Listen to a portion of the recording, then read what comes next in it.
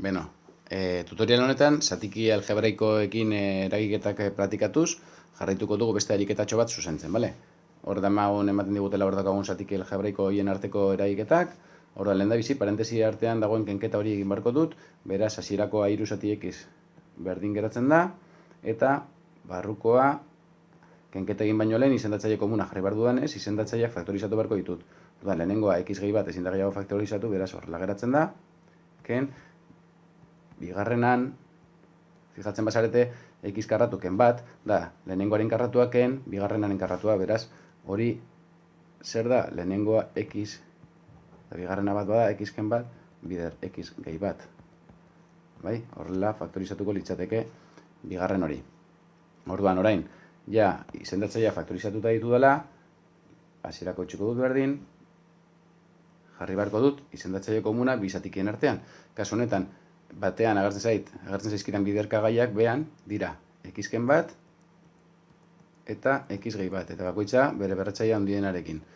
X ken baten berratzaile handiena bat denez eta x gehi baten ere bai, hola geratuko litzateke. Orduan, lehenengo zatikian, neukan behan izendatzailean x gehi bat. Orduan, jartzeko oraingo izendatzaile hau falta zait egitea bider x ken bat. Bai? Orduan, behan egiten badut bider x ken bat, goian ere egin beharko dut bider x ken bat. Orduan, goian neukan x, bider x ken bat.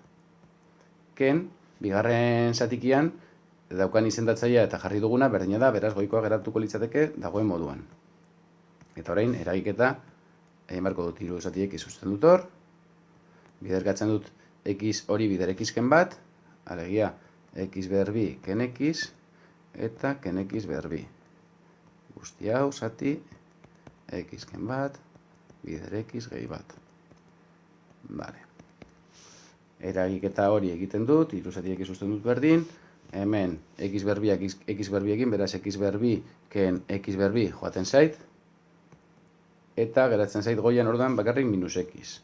Geratuko litzateke goian orduan minus x, eta behan daukadan guzti hori x ken bat, bider x gehi bat. Vale.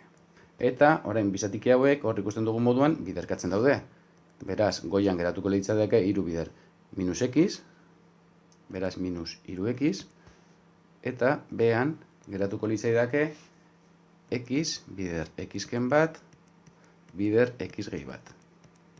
Eta, fijatzen bazarete, simplifikatu daiteke goiko x hau, beko x honekin.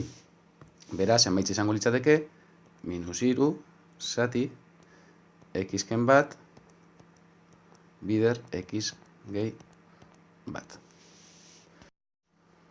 Beno, eta hauze izan liteke emaitza, baina, ere, barkatu, fijatzen bazarete, ere, beko hori ja ezin dugunez gehiago simplifikatu, elkartu dezakegu bai, minus hiru, zati, eta x ken bat, bider x gehi bat, bakigu dela lehenengoaren karratua, ken bigarrenaren karratua. Bai, orduan, hau izango litzateke, emaitza pizkatxo bat, txukunago. Bale, hoxe izan da guztia.